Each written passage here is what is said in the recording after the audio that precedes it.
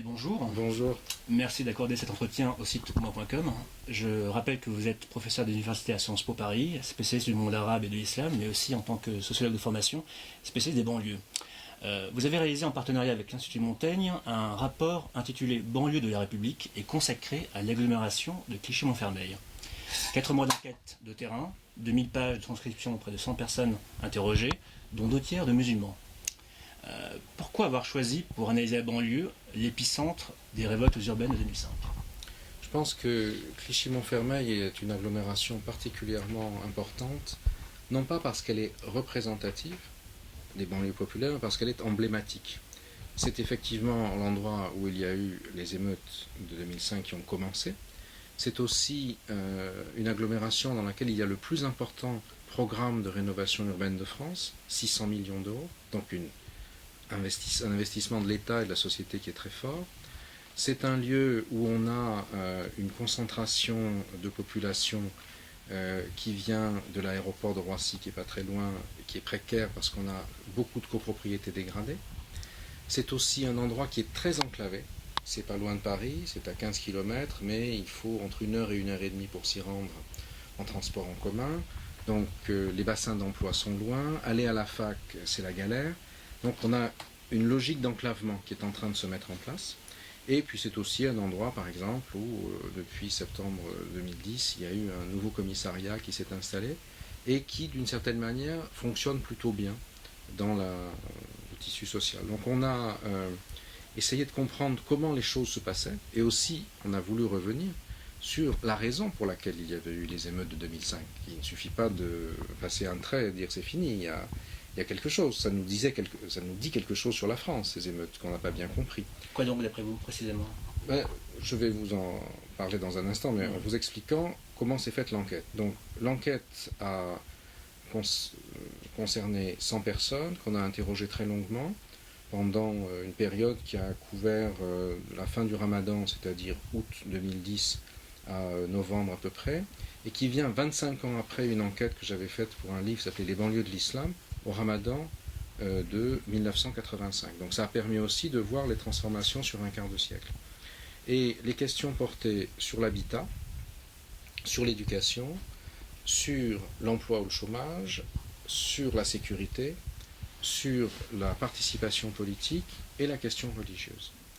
Et donc on a ensuite, ça a duré en fait jusqu'au quasiment 1 an, parce qu'après on était tout le temps sur place, et il n'y a pas eu une journée quasiment pendant 1 année sans que l'un des membres de l'équipe, moi-même ou un autre, nous ayons été là, assistant aux fêtes, on a assisté à l'Aïd, au pèlerinage, au Kippour, aux élections cantonales qui ont été passionnantes à suivre, aux actions du commissariat, enfin, donc on a été très aux fêtes de quartier, aux actions de la mission locale, on a été très présents et on a partagé la vie autant qu'on le pouvait, des habitants de Clichy-Montfermeil qui nous ont d'ailleurs fait un très bon accueil pendant cette année.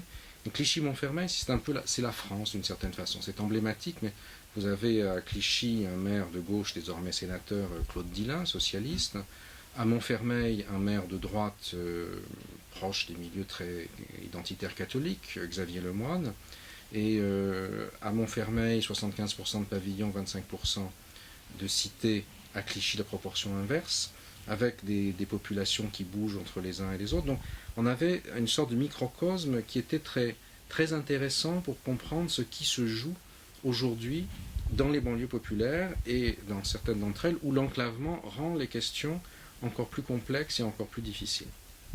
Mais justement, qu'est-ce qui perdure d'après vous du malaise de 2005, là aujourd'hui en France en 2011 ? 2005, c'est à la fois pour eux, parce que ça fait 5 ans que ça s'est passé, la mémoire est encore très présente, mais en même temps, on en fait un peu l'histoire, si vous voulez. Et ce qu'on a vu très nettement, c'est que dans les récits des habitants, il y a eu 2 déclencheurs à 2005. Il y a eu l'électrocution de Ziad Ebounia dans un transformateur, qui a eu un effet pendant 3-4 jours. Mais c'est ensuite ce que certains de nos interlocuteurs appelaient entre guillemets le gazage de la mosquée Bilal, qui a été la cause du déclenchement des émeutes à travers toute la France, avec ce sentiment que l'État lui-même attaquait les parents en prière pendant le Ramadan et la religion. Alors, Après, on peut débattre à l'infini de savoir si la grenade qui est arrivée, lacrymogène qui est arrivée à l'entrée de la mosquée avait tiré exprès là, ou si les CRS n'avaient aucune idée de là où ils étaient, parce qu'ils se faisaient caillasser, ils ont répondu. Ça, à la limite, ça n'a plus d'importance. Ce qui est important, c'est que c'est devenu un fait social, une croyance partagée, et que c'est ça qui a expliqué le fait que ça s'est répandu comme une traînée de poudre dans tout le 9-3, et ensuite, pour d'autres raisons, qu'il y a eu ensuite l'amplification médiatique, etc.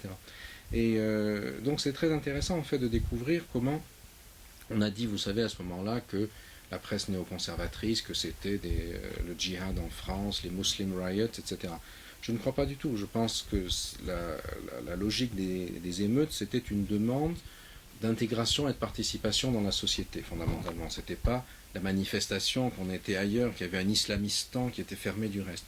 Néanmoins, à l'intérieur de l'émeute, que certains ont ensuite appelé la révolte sociale, tout s'est passé selon un vocabulaire qui était un vocabulaire très marqué par la scansion du temps du ramadan. Par exemple, les caillassages avaient lieu après l'iftar, quand les parents allaient faire la salat al-tarawih, donc les prières surérogatoires du ramadan à la mosquée, les jeunes en profitaient pour descendre, caillasser la police, attirer, etc. C'est d'ailleurs à cette occasion-là que s'est produit entre guillemets, le gazage de la mosquée Bilal, à cette heure-là précise. Vous voyez.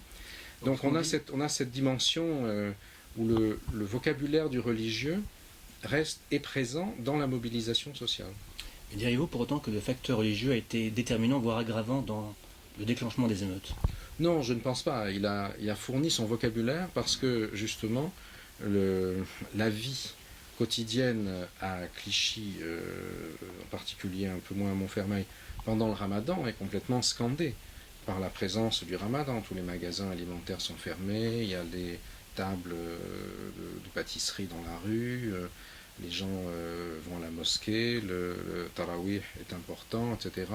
Tout le monde s'invite. Il y a une sorte de convivialité religieuse qui est très forte. Et ce qui m'a beaucoup frappé par rapport à 85, par exemple, à l'enquête 85, à l'époque, nous avions posé une question qui était accepteriez-vous que vous ou vos enfants soyez invités à manger chez un non-musulman? Et il y avait 4 types de réponses, globalement. La plus fermée, c'était souvent des gens qui répondaient en turc ou en soninké, par exemple. C'était pas question, c'est l'horreur. Bon. Deuxième type de réponse, d'accord, mais on mange halal. Il y a 25 ans, le halal était quasiment inexistant. C'est une forme de refus poli. Troisième réponse, qui était à l'époque assez fréquente, d'accord, mais je ne mange pas de cochon et je ne bois pas de vin. Et quatrième réponse, qu'est-ce que c'est que cette question idiote, vous êtes raciste, pourquoi?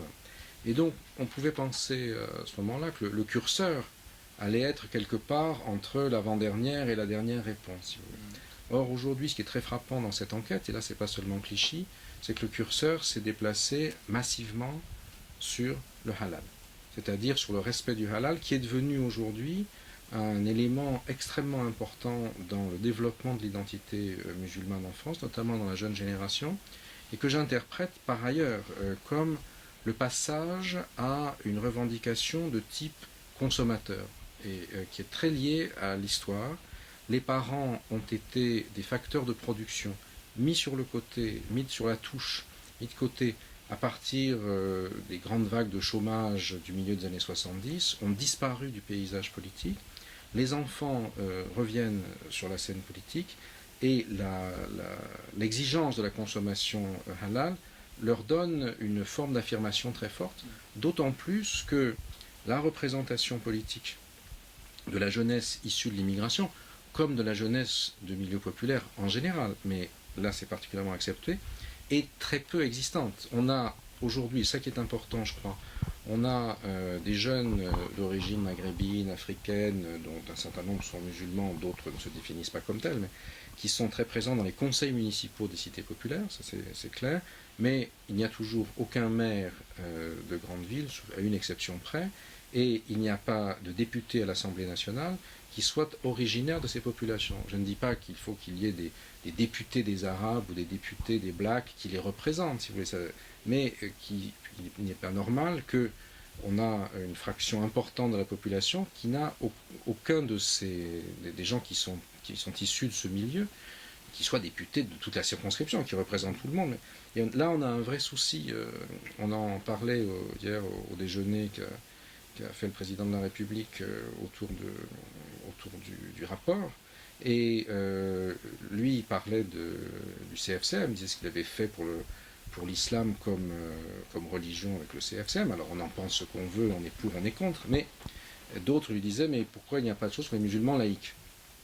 La réponse était les musulmans laïcs, ils n'ont pas à s'organiser comme tels, il n'y a pas de communautarisme si vous voulez. Mais le problème c'est que si en même temps on n'a aucun représentant à l'Assemblée, dans le système politique institutionnel, qui est originaire de ces populations, qui comptent numériquement, qui existent par leurs innombrables composantes dans l'Assemblée, alors on ne peut pas s'étonner, si vous voulez, que ces formes identitaires s'expriment ailleurs, et notamment par la dimension sociale et d'encadrement social et politique que prend la religion sous ses divers aspects.